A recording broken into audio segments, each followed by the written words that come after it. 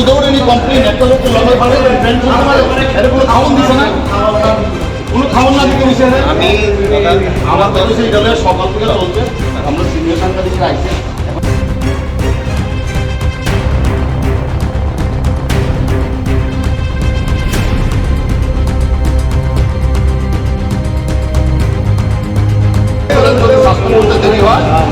কারণ আমাদের হইব যদি না হয় আমরা কোর্টে ফরওয়ার্ড করেন আমরা আমি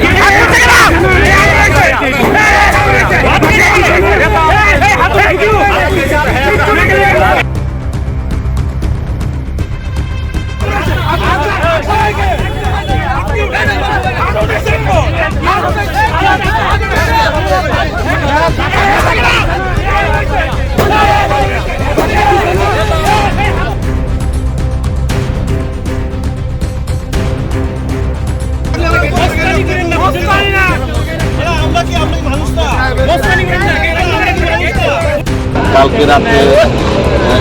12টা নাগাদ আমাদের খুব ভালো একজন চিত্র সাংবাদিক এরা যে নিতাই দে ওকে অ্যারেস্ট করেছে পূর্ব থানার পুলিশ কলেজ টিলা ফাঁড়ির ওসি নেতৃত্বে ওকে